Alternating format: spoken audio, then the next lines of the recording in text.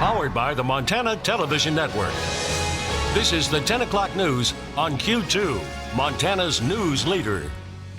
Good evening, everyone. Thanks for joining us on your Monday. I'm Jeanelle Slade. And I'm Russ Riesinger, a state lawmaker from Billings being asked to resign tonight by his own party. State Republican leaders are calling for Representative Rodney Garcia to step down after he made controversial remarks that are now getting national attention. According to the Associated Press, Representative Garcia said that he believes the U.S. Constitution calls for shooting or jailing those who identify as socialists. Garcia represents House District 52 on Billings South Side, but just last week he filed to make a run for the state's Senate. The AP reports that Garcia made the comments to reporters at a Republican gathering in Helena last week and said he was worried about socialists being everywhere in Billings. State GOP leaders swiftly condemned the comments in a letter sent out today saying, quote, "Your reckless and un-American comments are beneath that of a public official and do not represent the values of the Republican Party or the people of our great state." Now, Garcia did not return calls and emails to Q2, but did make a statement to the Billings Gazette saying he would only resign if God asked him to. And the fact that he felt comfortable saying that type of thing is really upsetting and concerning. And I guess ultimately I'm really glad that the Montana Republicans have taken a stand against it, because every person and every party and every leader should be taking a stand against that kind of hate speech and anything that incites violence, I think, at every level and from every side. And that was Hannah Olson, the Democrat who is vying for Garcia's House seat in District 52. Again, we did reach out to Garcia for comment, but he has not yet responded. Well, the Democratic primary race for governor is now down to 2. State House Minority Leader Casey Schreiner of Great Falls is suspending his campaign. The former teacher was the first Democrat to officially enter the primary last year, but he struggled to raise money and gain recognition. In a video posted today, Schreiner says he doesn't have the resources to compete. In an interview with MTN 3 weeks ago, Schreiner talked about how difficult it is for what he called an everyday Montanan to run for statewide office. If you ask an average everyday Montanan about what they think about the amount of money in politics, people are disgusted. But the fact is there's a machine behind all this that actually makes this go, and as costs go up, there's this idea that candidates need to spend 6 hours on the phone fundraising. Well, it should be about talking to people in Montana and finding out what their needs, their wants, and their wishes are for our state. Schreiner's decision leaves Lieutenant Governor Mike Cooney and Whitney Williams as the 2 Democratic candidates for governor. Well, the Billings City Council back to trying to tackle a $5 million shortfall in the general and public safety budget tonight. Council members working to determine the scale of what to ask of the public to help fix that hole.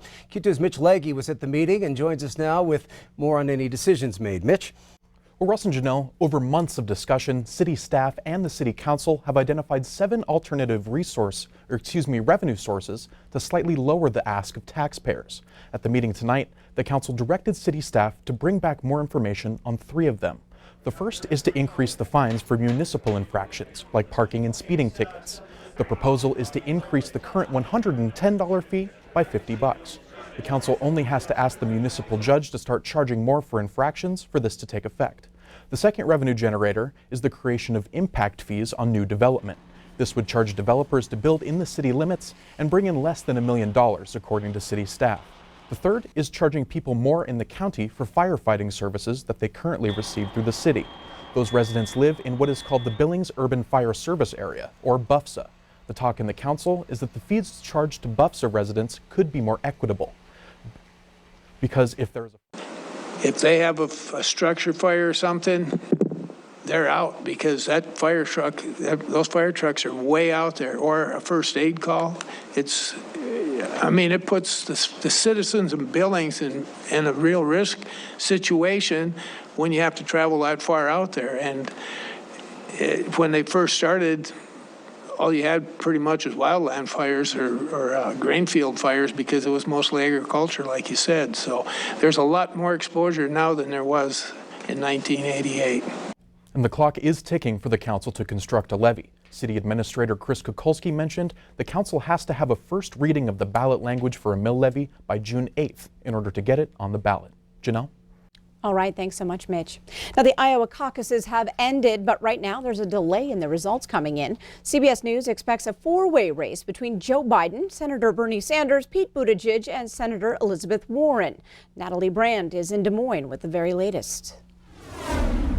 At Lincoln High School's gym in Des Moines, supporters of the candidates set up while registered Democrats filed in. At 7 p.m. local time, the caucusing began. Everyone fill out side one of your preference card. Participants listened and lobbied, some trying to get their neighbors to support their candidate. Call out wherever your members are located. The scene played out across Iowa with what's expected to be a record number of caucus goers. Amy Luke started out supporting Andrew Yang and ended up going with Pete Buttigieg. It was like we were in the middle and I felt like we were in a piranha tank and everyone saw that we were up for grabs and people are cheering and trying to get us to come, and we were not expecting that. Candidates can also advocate for themselves in a caucus. That is the march that we are on. Senator Amy Klobuchar was in the city of Johnston. Senator Elizabeth Warren was in Des Moines. The senators running missed out on prime campaigning opportunities while serving as jurors in President Trump's impeachment trial. We went back and forth to Washington a number of times, and I felt it was really important to be there. While Iowa has only 41 delegates, this is a contest for national attention and momentum for primary season. And historically, Iowa Democrats have a good track record of picking the eventual party nominee. CBS News entrance polling finds the most important issue for caucus goers is health care. More than 60% say they want someone who can beat President Trump, and about a third of them are attending a caucus for the first time ever. Natalie Brand, CBS News, Des Moines. Well, the closing arguments in the Senate impeachment trial of President Trump have now wrapped up, with House managers making a final plea and White House lawyers blasting the charges.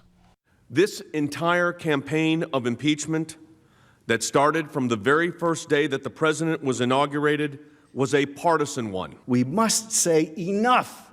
He has betrayed our national security, and he will do so again. He has compromised our elections, and he will do so again.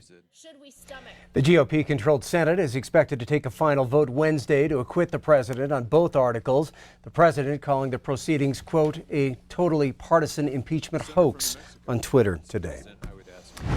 Turning to weather now, winter is back, and Bob, a lot of watches and warnings out there today. Oh, there sure is. And we got more snow coming our way in the next few days. Let me show you how much we had today, though. Check this out. Places like Story, Wyoming, that was a story. 20 inches of snow over by Red Lodge, 1 mile south of Red Lodge. They had 17 inches of snow. I understand they had a little more up at the Red Lodge Mountain today as well. Fort Smith had 10 inches, same thing, 6 miles southeast of Livingston, 10 inches of snow there. Billings Airport, they officially measured 3 inches of snow. But now tomorrow, look at this, we have a wind advisory for the Beartooth foothills. Winds gusting up to 60 miles per hour. Plus, here comes another winter storm watch. Look at this, 1 to 2 feet in the area highlighted in blue. Over there in Missoula, more like 5 to 9 inches of snow in that area. So one other thing, winter storm warning in Wyoming, 1 to 3 more inches of snow up there. And also, looks like we have another high wind watch for Tuesday up around Glacier National Park. So it's going to be a wild couple of days. We'll have more in your forecast in a few more minutes. All right. Thanks so much, Bob. Well, the wind may be bad, but the snow's not bad news for everyone, especially those up on Red Lodge Mountain, where 26 inches accumulated in the last 24 hours, and skiers are enjoying that. Kelsey Borge, the sales and marketing manager at Red Lodge Mountain, says February, well, it's off to a good start. Oh, this week is looking awesome. With that much snow, last night when I was walking out to the car, it was over my knees, you know, with drifts and spots. We have another storm expected to roll in on Wednesday that could bring some significant snowfall, so we love it because snow is the biz, right?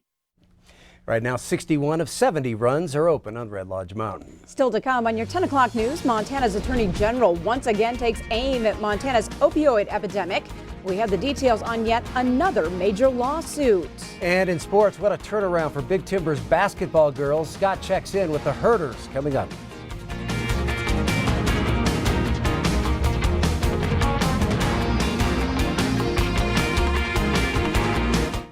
Watching MTN News with Jeanelle Slade and Russ Riesinger, Storm Tracker weather with Bob McGuire, and sports with Scott Breen. This is the 10 o'clock news on Q2, Montana's news leader.